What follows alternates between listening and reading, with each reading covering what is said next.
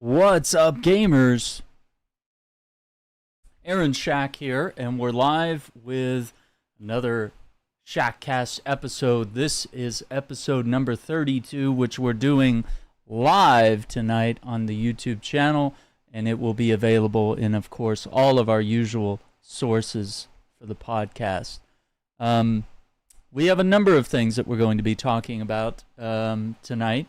We're going to be talking about the Arrowverse ending, the latest gaming news, broken game launches, and new games that we're excited for. They're on the horizon for 2023. You can also submit, comments in the chat, and likewise, and we'll answer them live on stream if we can. So yeah, I guess we'll get right into it and kind of start with the big topic, which is the CW's Arrowverse coming to an end, with the Flash sort of being the last show that was associated with the Arrowverse remaining. That's the last one, whereas shows like Gotham Knights and Superman and Lois don't really have any connection to the Arrowverse, and so they'll probably continue to exist, although I doubt Gotham Knights will last very long. The Arrowverse is sort of coming to an end here. And the exciting thing about the Arrowverse was that, actually here I've got like a list of, let's hit it with the shows, right? So Arrow was like the big thing that launched the Arrowverse. This was on the heels of the Superman show Smallville, and the CW was really trying to figure out, like, what can we do next with some of the characters in this universe. They were like, should we do Batman? But they didn't have the full licensing for him on TV, so I think they chose Green Arrow, and they went with sort of a darker vibe, which I absolutely loved. Arrow's definitely up there in my favorite shows. So we had the Arrow, season 2 of Arrow. Barry Allen is introduced, and before long, we have The Flash on TV with his own show. I don't think it was too long after that, maybe I think it was 2013 or 2014, that we got Constantine on NBC, which only lasted one season, but it was an incredible show. I mean, it was coming in when Supernatural was kind of weak. It was on kind of one of its low point seasons. And Constantine was just really dark, and it embraced, the demonic stuff, and it was too, it was too demonic for like the NBC boomer, Friday night audience. They like to watch, Law and Order. They like to watch CSI. They like to watch NCIS. They're not used to like shows about Christianity, demonic stuff, exorcisms, all this sort of crazy, dark, intense stuff. So it didn't last very long, but Constantine would later join the CW's Arrowverse.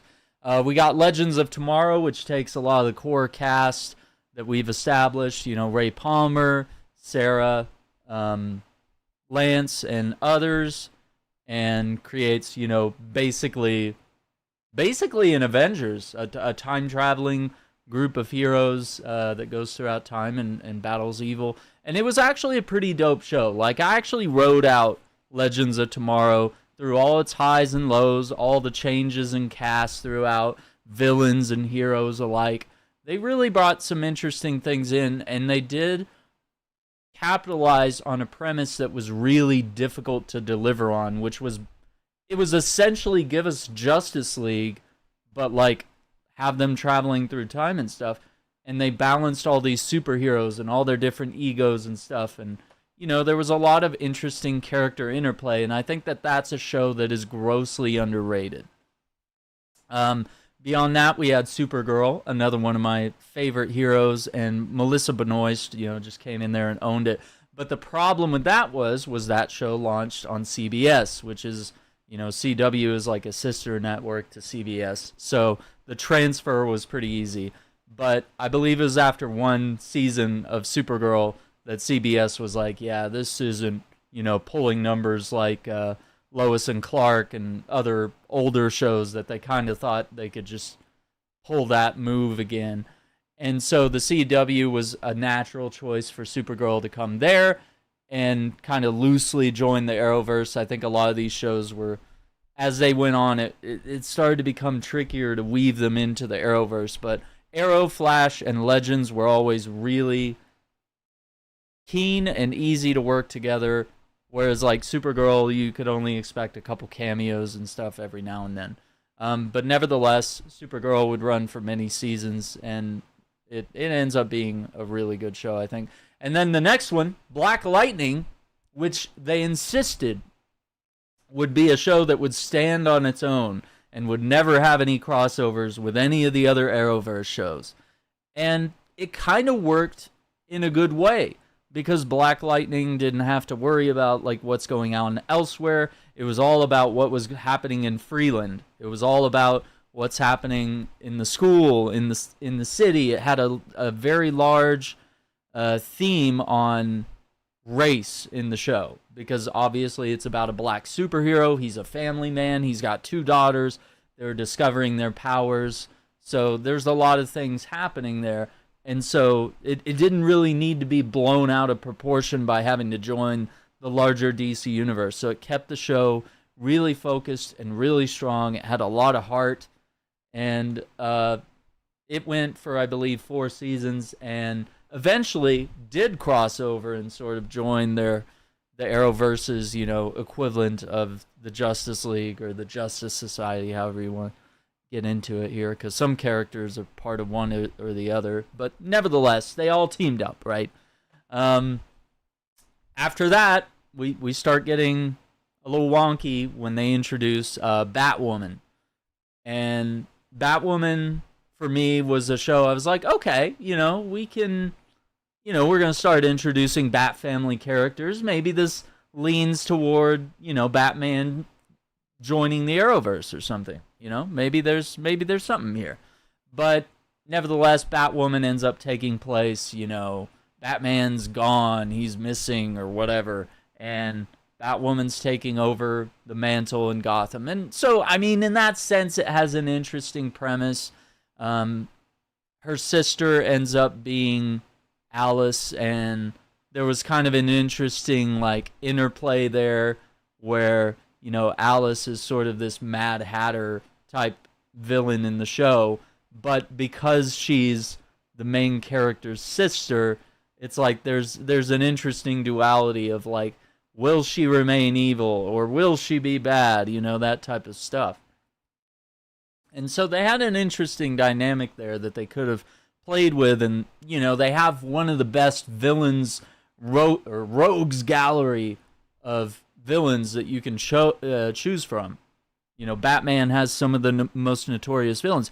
And I just felt like this show, they would, like, reference them, and then they would give you, like, the bootleg version. They'd be like, oh, Mr. Freeze was an iconic villain, but his great-granddaughter is, like, and then it would, like, be about someone that, like, stole one of Freeze's guns, and, like, they're not even as tough or as much of a threat. And so I felt like the show just kind of barely held on, and the only reason it was remaining relevant was just sort of just clinging to the Batman universe. They were just clinging to everything we know about Batman, and then kind of going their own way with it, which I can't fault them for wanting to go their own way, but they also did it in, like, the weirdest way, right?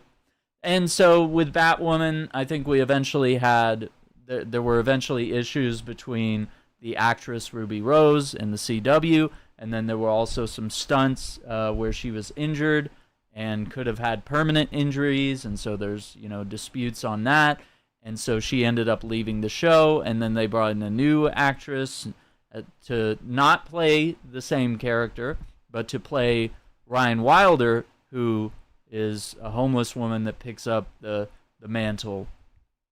And that just didn't land to me. It didn't.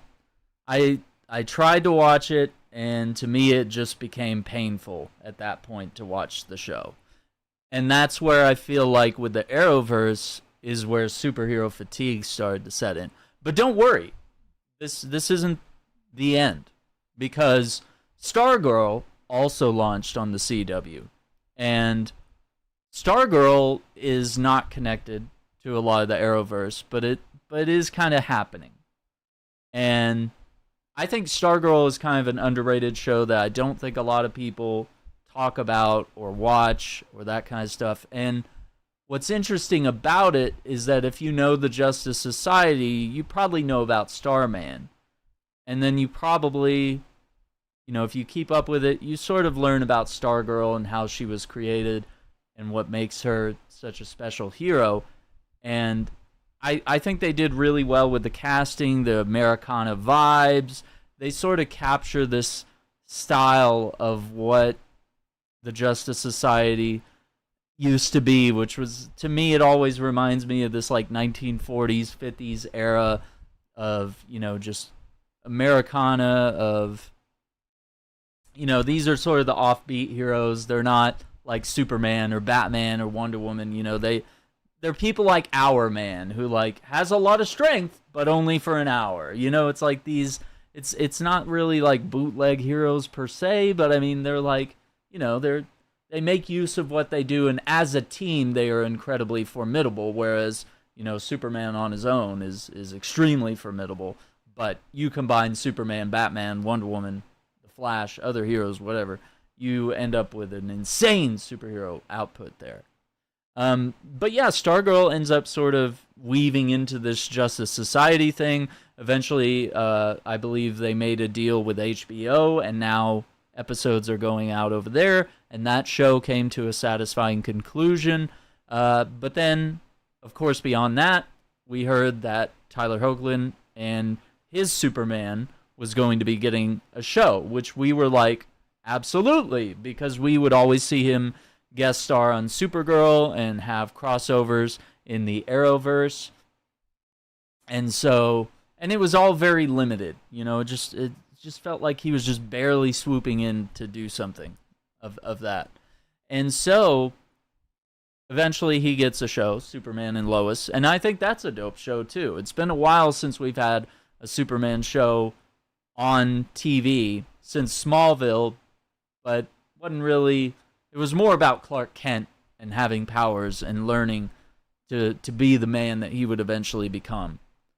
And really, Lois and Clark is probably like the last one that like reminds me of like a dead-on Superman show that we had on TV. And so Superman and Lois has an interesting concept in the fact that it's not really just about them. It's that they already have their two sons, and they're teenagers in high school, and they're getting powers, and things are happening. A lot of heroes that I enjoy are introduced on that show as well.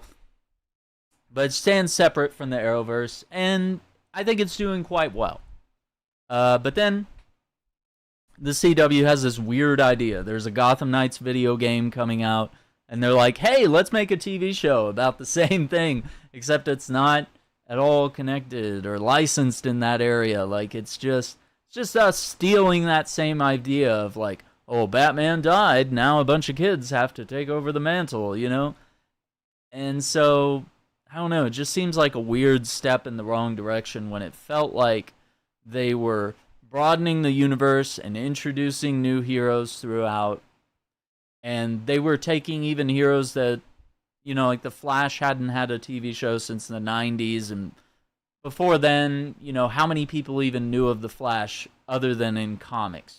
Like, we're only just now getting to the point where the Flash is getting a live-action movie here. And so they kind of did the Marvel thing. Like, Marvel took Iron Man, one of their not-so-famous heroes, and made him the center of a cinematic universe.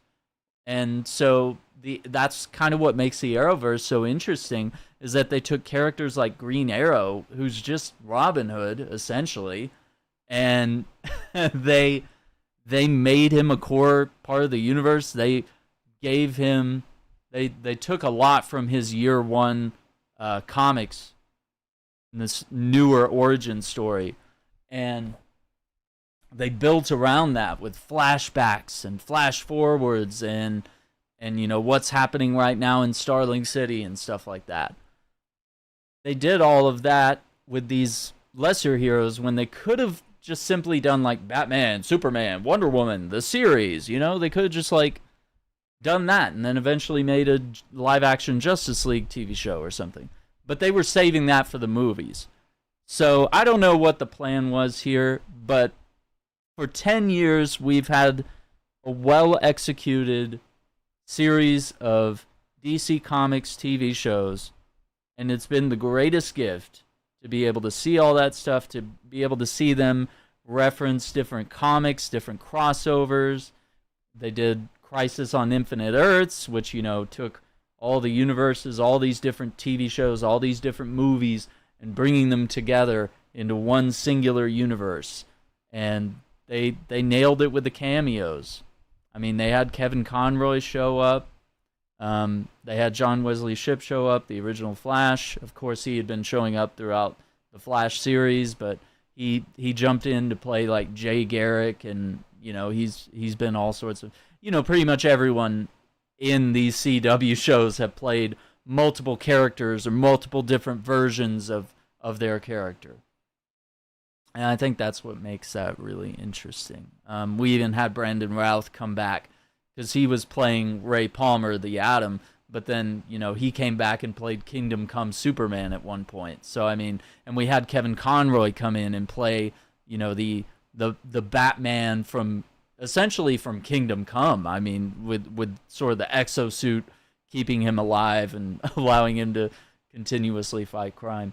So, I mean, we had this wonderful gift of a universe and so many incredible actors that took each of these series incredibly seriously. You know, they didn't approach it in a campy or weird way. I mean, these actors really approached these roles with a lot of dedication. We got a lot of really, really solid arcs for a lot of these characters, and the crossovers were just absolutely incredible. And it was always so exciting to see all of those things happen. But shortly after Crisis on Infinite Earths, you know, 2020, we have the pandemic, so a lot of shows had to cut due to safety concerns and stuff like that. So a lot of shows were at their mid-season finales and stuff, and they pretty much had to either put a nice bow on that season or just sort of create some sort of cliffhanger that they could recap with next season and try to pick up where they left off. So whatever plans they had got quickly derailed. And then what else happened was that the cast started moving on. You know, certain people didn't want to be on the show anymore. So The Flash, for example, started losing actors like Cisco, and, you know, and it was happening with other series. And of course, Grant Gustin, The Flash himself, you know, got married, has a kid. Same with Melissa Benoist of Supergirl. She got married to her co-star, had a kid, and all during that time. And so it's, you know, it's like, do you want to come back and go to, you know, shooting days and nights, you know, never around your family and stuff like that. So a lot of the cast, and Melissa Benoist was actually moving on to like other roles and, you know, finding her way in production. The other great thing is that a lot of the cast had chances to direct episodes.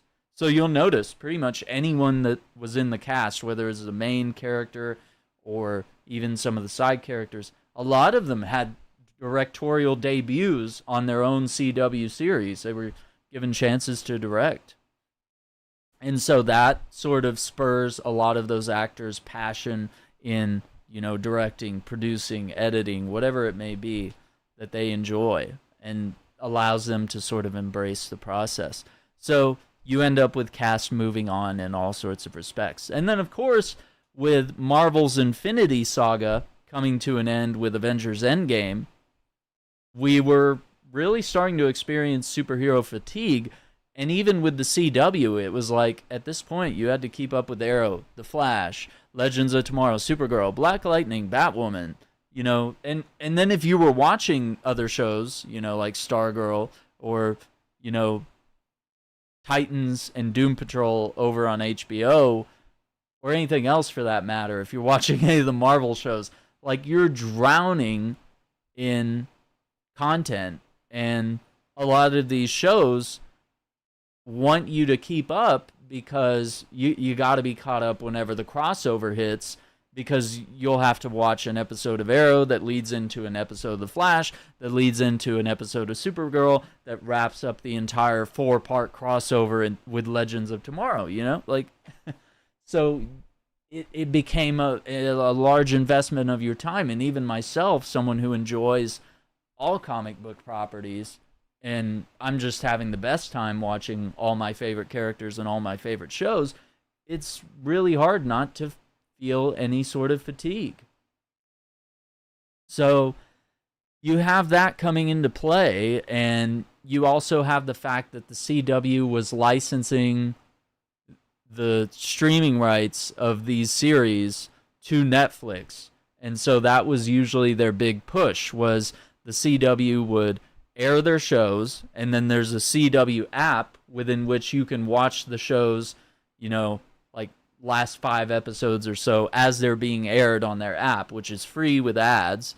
But then when the season ends, it goes straight out to Netflix, where you can watch the entire season as well as all previous seasons. So you have this weird thing where it's like, how the profit is mainly coming from those streaming rights, that negotiation with Netflix, not really from people actually investing and funding the network and watching it perhaps live.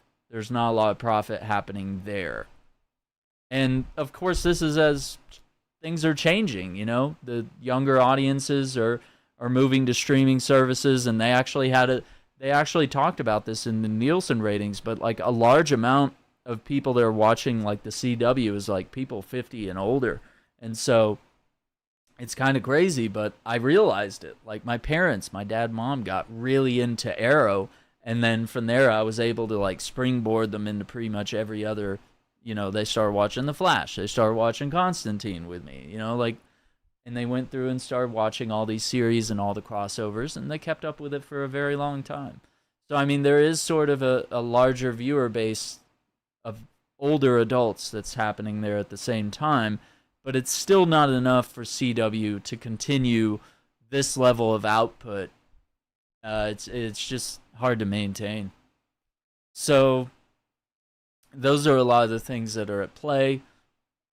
And even over on HBO, Titans and Doom Patrol are currently halfway to their finales, I believe. So we're waiting on the second half of some of those shows to wrap up. And it's really sad, because I feel like Titans and Doom Patrol are also series that are very underrated. Titans being based off the Teen Titans, and it's a live-action show, something we've wanted for a really long time, and it's very high quality. Like, it feels like it picks up from Christopher Nolan's movies. Like, it's that type of show. And because it's on HBO, it's violent, it's crude, it's, you know, it's definitely, if you like that sort of darker side of DC, you'll really enjoy that. Doom Patrol, of course, just being the wildest, most unpredictable show that I think I've ever seen in my life, because you just never know what's going to happen. It's got a bunch of brilliant, lovable characters in the series, and so that's another one I feel that's really incredible, and it's really sad to see DC shifting and changing plans on so many things right now. You know, we had Black Adam potentially going to reintroduce Henry Cavill's Superman, and then now everything's shut. You know, Titans and Doom Patrol are ending, the Arrowverse is ending, you know, which means that now maybe there's room for new DC projects to make it in. And, you know, maybe we get the Green Lantern TV series, you know, maybe we get, you know, new movies that are going to establish, you know, new origins for characters that we already know, that we've already been introduced to several thousand times. You know, they're going to give us a new Superman, they're going to give us a new Batman, they're going to give us, you know, somehow the Flash survives this transfer, and it just goes on from there. So I don't know. It just feels really weird that DC isn't taking even some of the very successful ones and trying to feed on that energy, because like Titans can easily go on longer. Doom Patrol can easily have several more seasons. I'm not saying we need to burn him to the ground and keep going, but we, there's more life in those shows than cutting them off so early, I guess is what I'm trying to say. Yeah, and we'll see. I mean, the Flash TV series or Flash movie, the Flash movie is set to come out this summer, and it might be really good. It might be really amazing. I just kind of disagree with the choice of actor that they chose, and someone that's very controversial, someone who doesn't live the superhero life. He's not someone that's kind and all these different things. He's essentially a criminal in real life, but yet over here, we're going to continue to allow him to be the Flash because money. Yeah, and I'm not really too crazy about the DC universe rebooting and all that. I think that's a terrible idea as well. But I'm still gonna watch it. I'm still gonna see how it goes, and if it goes fine, I guess that's good. But I think I'm just always gonna wonder about what the rest of Zack Snyder's vision was, and I'll kind of just always want to see that come to fruition. So if anyone has any questions or topics here, we were just kind of wrapping up a discussion on the end of the Arrowverse, all the CW, DC Comics TV series. We were talking about all of them and kind of the superhero fatigue that's being felt, and a little bit on the DC universe as we get excited for upcoming releases and stuff like that. But nevertheless, we'll have Superman and Lois and Gotham Knights at least a little bit longer to carry us over until whatever comes next. Other topics that we have that we want to talk on the show is about broken video games launching.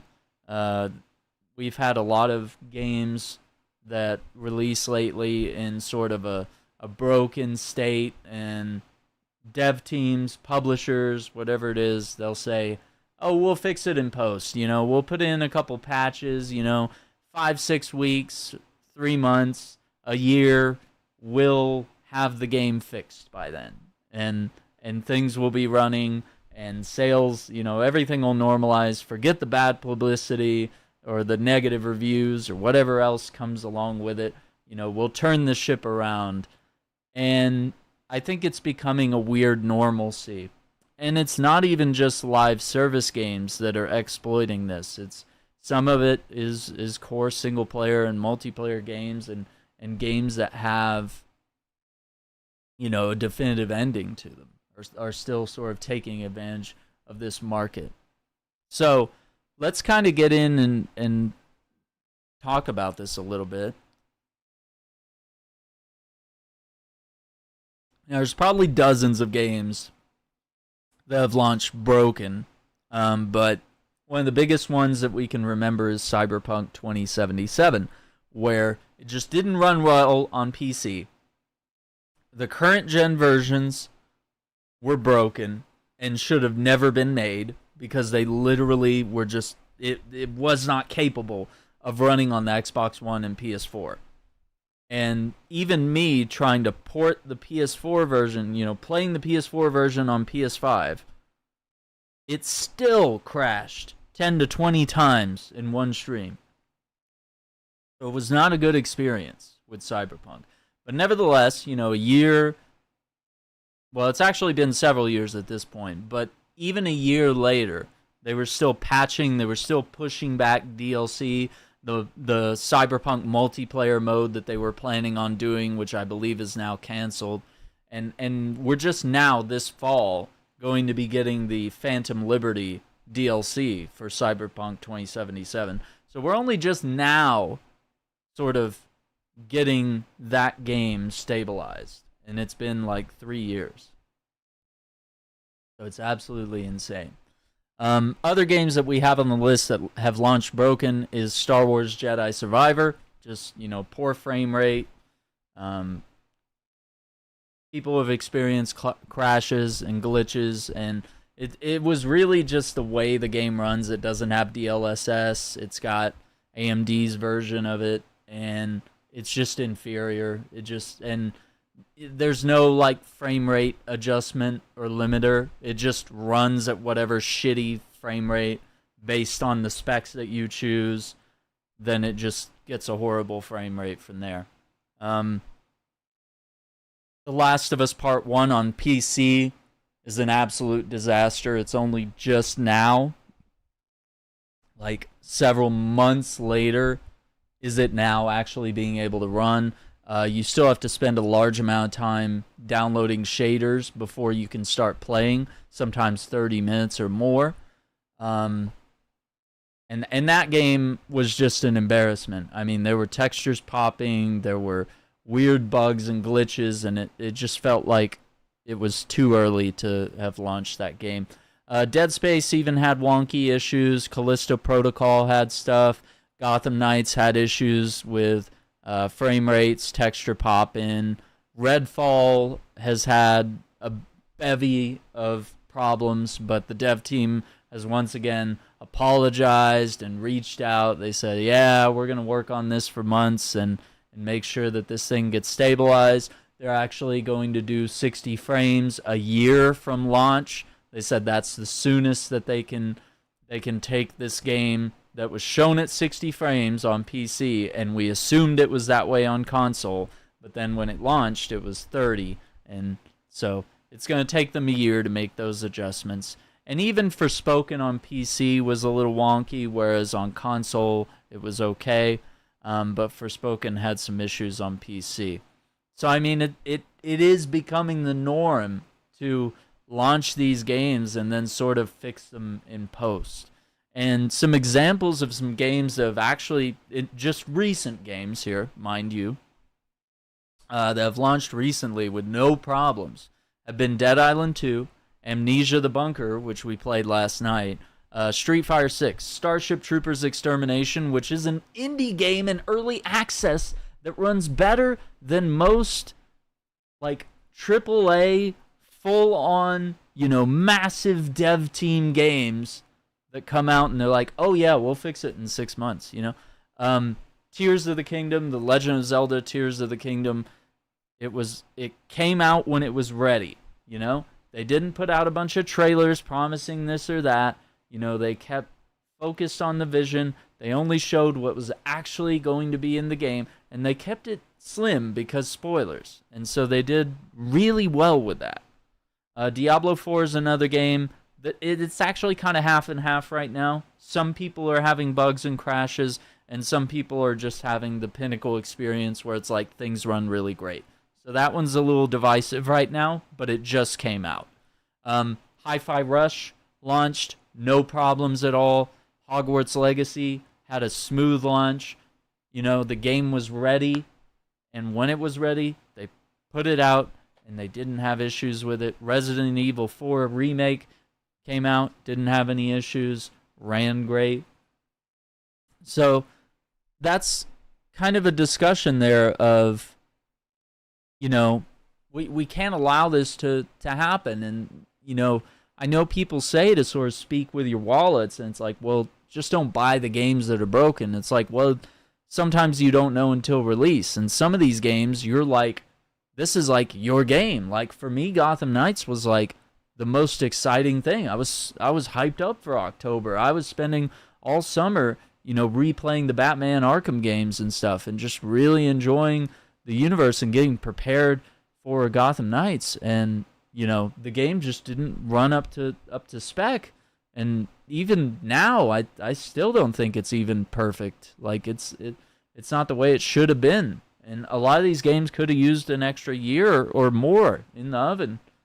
But publishers are pushing these things. It's all about profits and stuff, and it doesn't matter to them. Their reputation doesn't matter. This will fix it in post mentality, just means, oh, we can win back sympathies then, or maybe the gaming community is very fickle, and maybe they'll forget, when we launch the next sequel, no one will remember all the bad things that happened with this game, or whatever their next property is, So, I mean, it feels like in some ways there's not a lot we can do, but talking about it and having these big discussions on these things is one of the biggest ways to really sort of, we just have to be so loud that word gets out there to developers, publishers, journalists, gaming outlets, whatever it may be, that this discussion becomes so large that you just can't avoid it. And and so, yeah, maybe it does come to boycotts at some point, or maybe it comes to us being even more careful about which games we choose. But it's crazy when it's big stuff that we know coming from, Bethesda, coming from Microsoft Studios, coming from Sony even, with The Last of Us Part 1 being an absolute disaster. So, I mean, it's to no end that this seems to be happening, and it's sort of starting to become an epidemic where it's like, well, if you're going to buy this game on PC, you should probably wait several months or years when, you probably already waited months or years. For The Last of Us Part 1, PC players have been waiting since 2013. It's been 10 years. And this is their big moment to play one of PlayStation's biggest shining, incredible games of the last 10 years, or one of their best games, period, from Naughty Dog. And this is the experience you give to PC players. It's very sour taste in the mouth. But it's not just PC. It's definitely happening in the console space as well. There's definitely lies and concessions being made to get games out on time in whatever state they're in. And just like, oh yeah, we'll make that DLC, or oh yeah, we'll fix that later. Don't worry about it. We should be worried about it. So that's the discussion I have on that. The last thing I want to talk about is, let's just discuss some of our favorite new release titles that we're looking forward to. If you have any of your, favorite games that you're looking forward to, I'm just going to kind of cover what's coming out this year. But let us know in the chat if you have some games that you're hyped about that you can't wait to play this year. But yeah, I've got a few on the list here. I know we just saw some of our first glimpses at Spider-Man 2's gameplay. We got to see the Venom suit and Peter wearing it and using it in combat. We got to see Miles and some of his new gameplay mechanics. He had the web under his arms and he was gliding through the sky, and he had new moves. He could put webs on the poles and bend them back and slingshot himself across the sky. They've added new methods of traversal in combat that are going to make this new Spider-Man game exciting. They're taking full advantage of the PS5's SSD and all of its architecture to truly give us an example of what the PS5 can do for such an incredible gaming world that's based in New York. Another exciting game that's actually going into early access this summer is 6 Days in Fallujah, which this is based on the Iraq War. And this game is supposed to be somewhat based on true stories, and you're going to follow the path of soldiers that are in the city, 4-player tactical co-op. You're going to have AI enemies that you're battling against. The city will be procedurally generated. The enemies can move anywhere on the battlefield and deploy, whatever tactics they like: stalking, flanking, ambushing, coordinating attacks, traps, all that kind of stuff. And so it's not really just like, it's not like Call of Duty and some of these other games where it's like the battlefield has a front line, or there's like, there's a very sort of obvious direction that you're trying to pursue in. This is really, you're in an indoor and outdoor sandbox trying to stay alive and get whatever objectives done, whatever you're supposed to do, clearing buildings and looking for threats and eliminating terrorists and stuff like that. So it's going to be really exciting, and it's got a roadmap set out, and we should be looking to investigate this game June 22nd, 2023. So I'm going to see if I can get that in on the channel. But the topics around this game have been highly divisive. Some people believe that it is I don't want to say like insensitive, but it's like it's something that's so recent and hits so close to home. A lot of people may have family members that served in the war on terror and stuff like that. So, and this just feels like it's not like Call of Duty and some of these other games where oftentimes they pick a fictional country or a fictional war to reenact, or a lot of war games have depicted World War II or World War I or Vietnam or Desert Storm at the very latest, right? We haven't gotten to the point where a lot of games have touched on this war specifically that you could argue is ending and semi still going on in the background. Even though we sort of left Afghanistan, you know, we still have presence in the Middle East, and, you know, the Middle East is a never-ending war zone, essentially, between various factions. So it's only a matter of time before the next one. But yeah, it is sort of a place where, you know, movies have started to go there and have been there, but we haven't seen video games go there, and we sort of had this sort of movement that was like,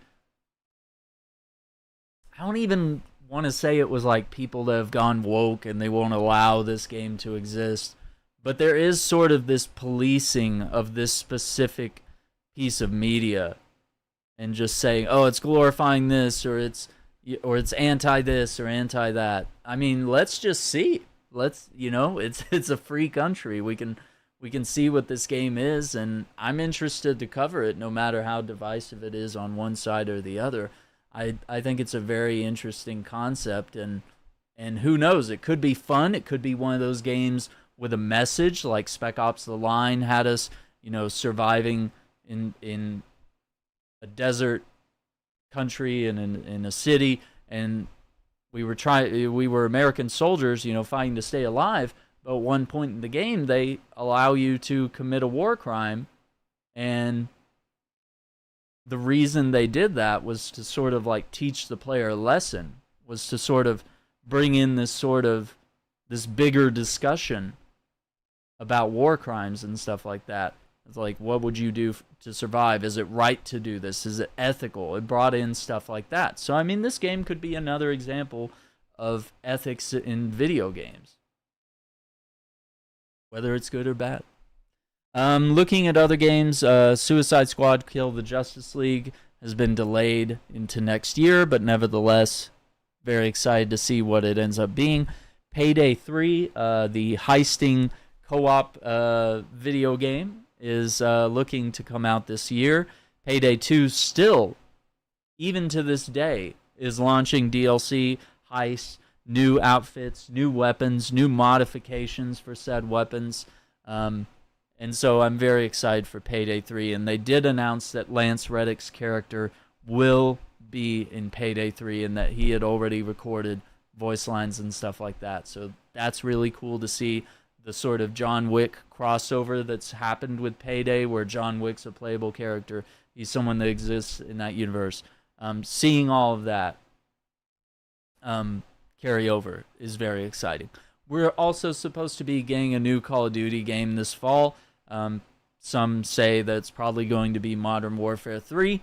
I think it's too early. I think Modern Warfare 2 is in a very great state, and I would have liked to see Modern Warfare 2 sort of be a live service game where we just add more seasons of DMZ and other stuff, introduce new characters, new worlds, maps, weapons, whatever it may be, and just expand the universe and have this central hub where all Call of Duty players can unite and not just doing the flavor of the year where it's like, oh, we're going to war here this year, and next year we're in space, and then the year after we're going to be cavemen throwing spears, and the year after that we're in Vietnam, like, which, by the way, I think they should do Vietnam. That's been one thing that games have sometimes touched, but never too much. They've never really gotten into that. Let's see what else we got. Stellar Blade on PS5. Some people call it the booty game.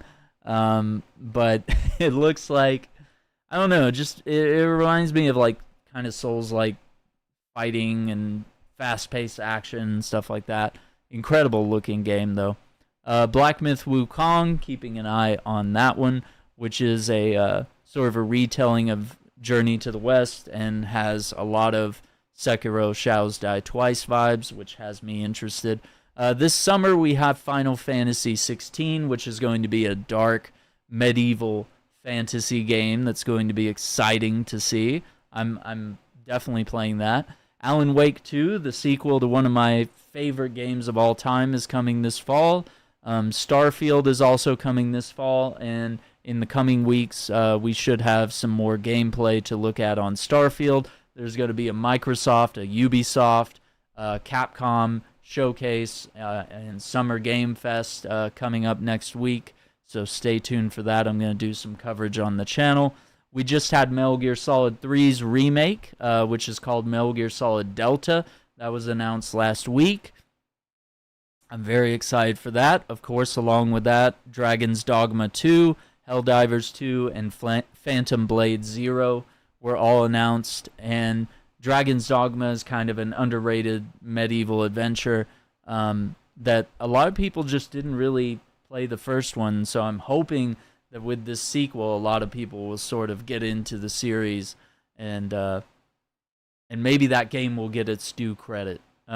Assassin's Creed Mirage, we're getting a new Assassin's Creed game that is going to take us back to the basics, where assassins were assassins. They weren't warriors. They weren't Greek warriors, or what was the other one? Viking warriors and stuff. They were people that blend in. There's the social stealth. There's the assassinations. There's the parkour. They're bringing all of that back front and center, and we're going to be playing as Basim and roaming Baghdad. So that should be really exciting. I'm actually excited for an Assassin's Creed game, which I probably for the better part of a decade haven't really been as excited about the series. Helldivers 2 actually looked really interesting and very similar in some ways to Starship Troopers Extermination, but it looks like Helldivers, it looks like a third-person game, even though the first one was sort of an isometric strategy game. And then Phantom Blade 0, ends up being sort of a Souls-like looking game, but with a lot of fast-paced combat and some heavy inspiration from Sekiro Shadows Die Twice. A lot of very exciting games on the horizon, and I'm sure many more that we will discover this summer throughout, with some world premieres, with some new releases and stuff, and more details on some of our favorite games and most exciting games that we have moving forward. That's going to be it for this episode of the Shackcast. I hope you guys enjoyed our live coverage and conversation here. We talked about DC's Arrowverse on the CW coming to an end with some of the last episodes of The Flash just premiering. We talked about video games and how some of the launches of certain games, a lot of these games are launching broken, unfinished, with poor optimization on various platforms, and how we could possibly fight that change and argue about it and make a big discussion about it. And then we just kind of talked about games that we enjoyed and hyped up, and that we can't wait to see this year. And there's probably a couple coming next year that we'll be excited about. But I think 2023 is going to be one of those big years in gaming where we're going to have a lot of amazing releases coming out. So once again, I'd like to thank you for watching. Definitely hit that like button. subscribe to the channel if you enjoyed our coverage, and ring that notification bell so you don't miss out on more of our videos and other content here. We're going to jump in and check out more of Amnesia the Bunker on the channel, so stay tuned for that. Thank you for watching. Take care, be safe, and we'll see you on the next one. Bye.